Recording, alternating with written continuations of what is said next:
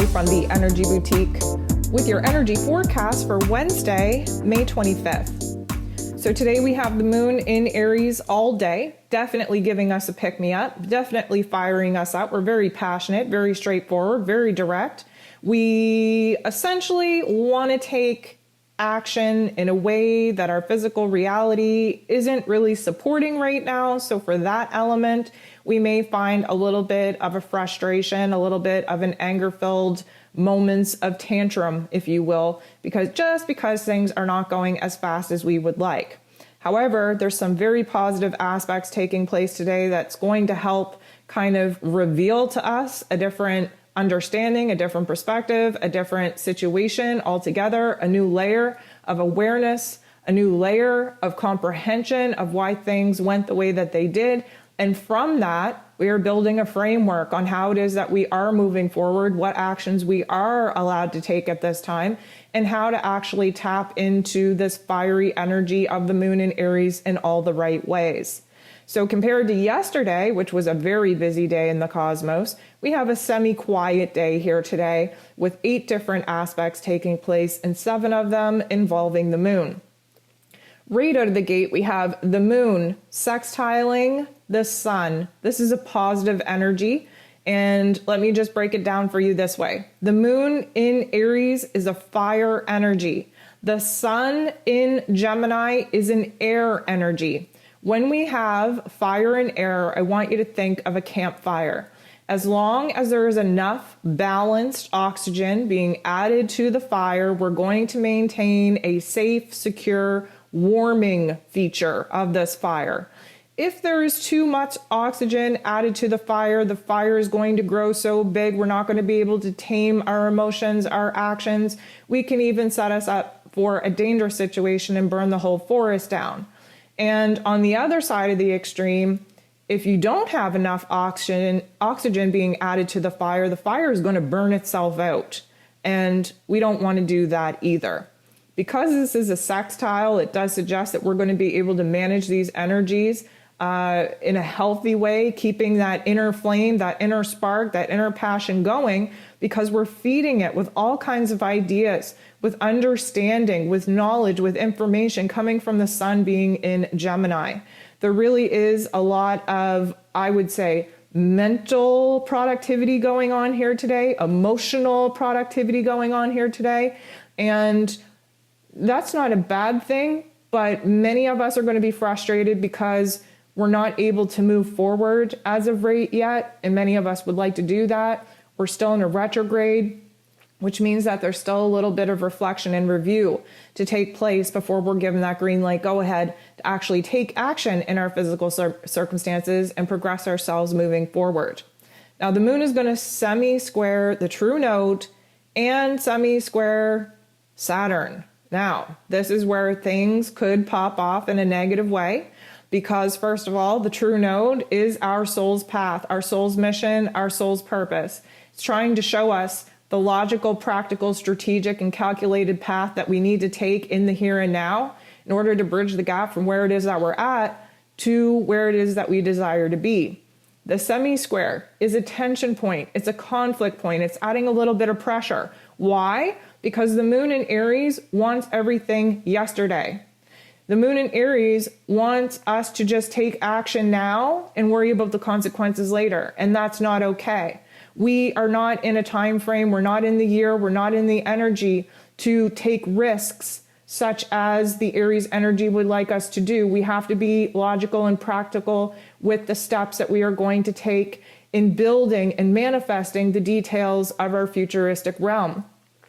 When the moon semi-squares Saturn, who is the Lord of Karma, Saturn wants us to slow down. Saturn wants to show us that we have to really absorb the life lessons through challenges and obstacles, that tough love life lesson that Saturn gives us. He wants us to slow down and make sure that we fully understand, we fully comprehend the situations that we've been in to gain the wisdom and the knowledge to prevent us from making those same patterns, those same mistakes and moving forward. Obviously, this is a tension point. The moon in Aries doesn't want to slow down. It doesn't want to think logically and practically. It doesn't want to have basically a reality check that Saturn tends to lend us. The moon in Aries just wants to go balls to the walls and do what we can and jump into something new and have new experiences and be excited and passionate about pursuing our new desires. And the Saturn energy is like, no, like you have to understand that your emotions, your actions, the way that you're aggressing yourself in the world not only has a dramatic effect on you and the outcome in which you're looking to create, but affects the other people in your realm. And right now, slow and steady is going to win the race. And slow and steady are two words that this Aries energy does not want to have anything to do with. Luckily for us, the moon is going to go ahead and bump into Pluto in a very positive way.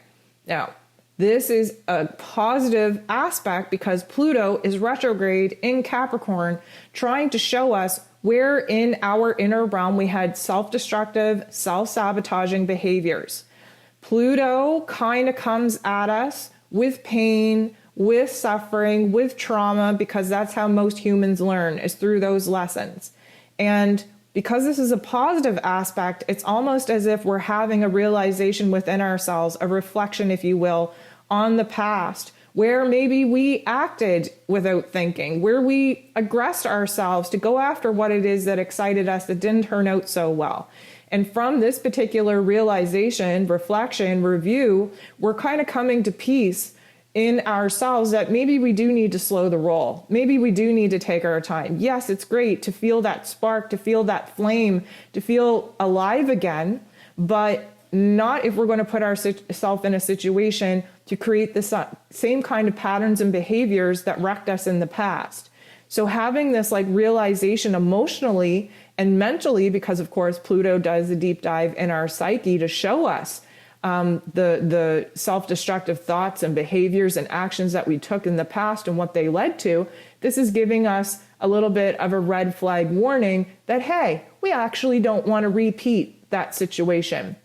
We learned our lesson in that past experience. We don't want to do that again. So typically speaking, this is kind of slowing us up a little bit, not in a frustrating way, but in a way that we are comfortable in saying, okay, I still have a focus, I still have a passion, I still have desire, but you're right. I'm not going to light myself on fire in spite of it. I want to take my time. I want to make sure that this flame, the spark, this excitement is cultivated in the right way so that we can actually see it manifest before we burn ourselves down.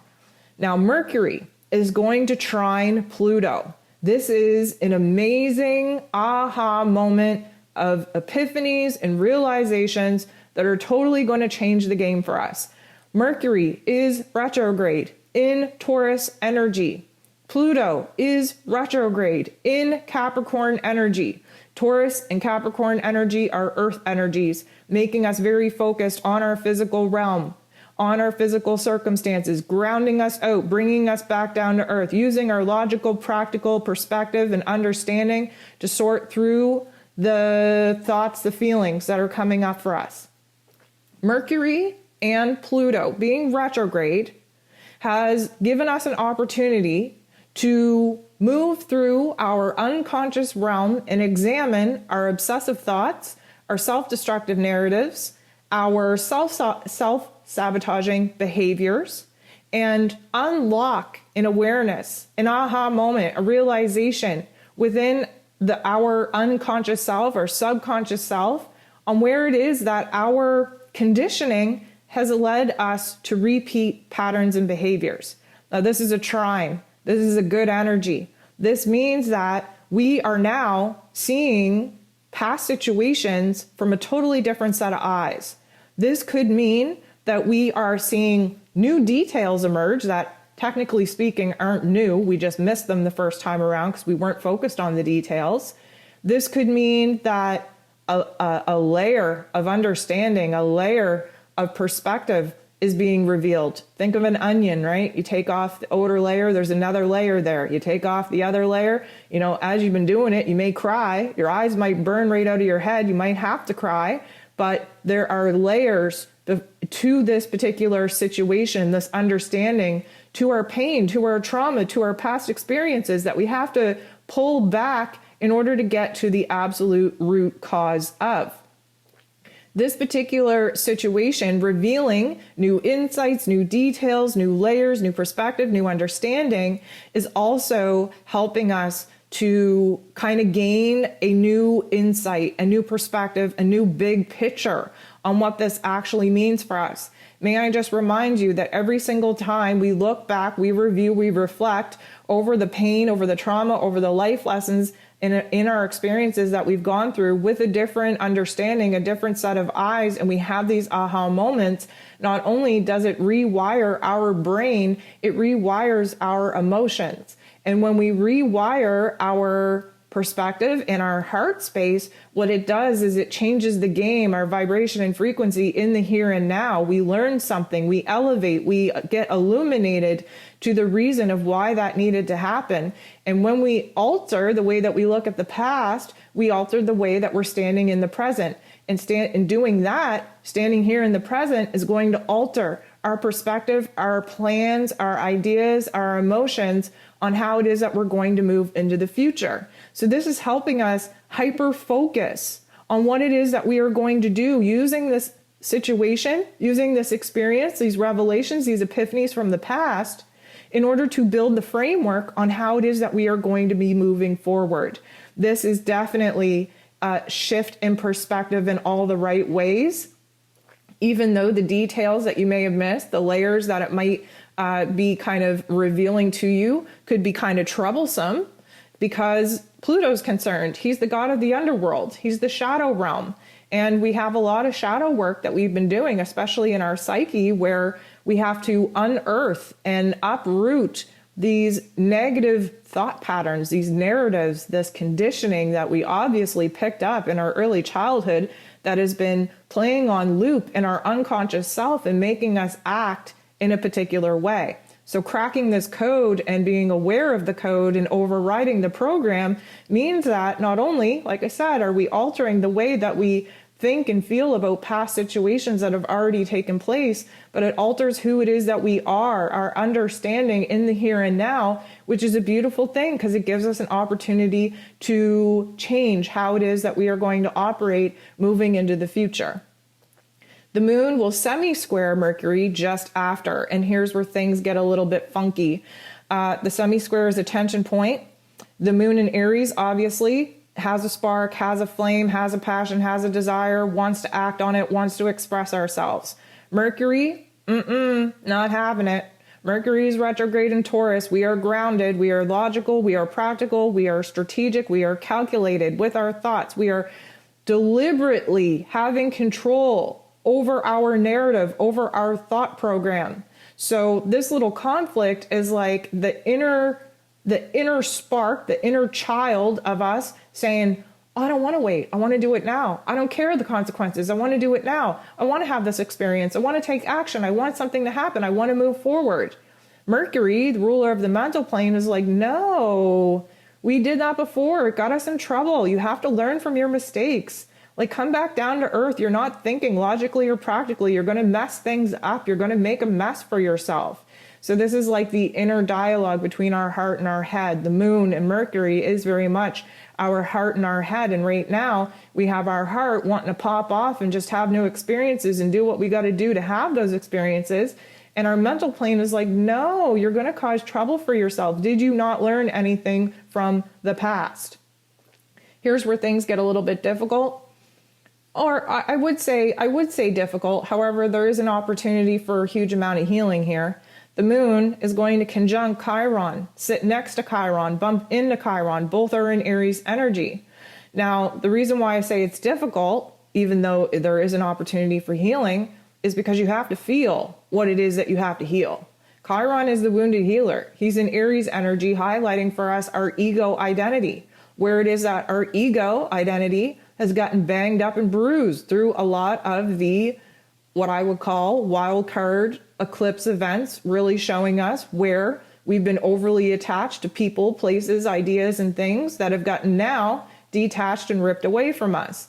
Like I've been talking about, we're going through a reinvention of self, a rebranding, if you will. We're building ourselves up in a way that we have never experienced thus far. The moon in Aries And Chiron in Aries does give us an opportunity to start fresh. This Aries energy doesn't really have a tolerance to continue to look in the rearview mirror, looking back, looking at the pain, looking at, the trauma. We're not really willing to look in the rearview mirror because we've been there. We've been through it. We're tired of feeling that. We want to move forward. So as difficult as this wound illumination might be, it does offer us an opportunity to heal said wounds.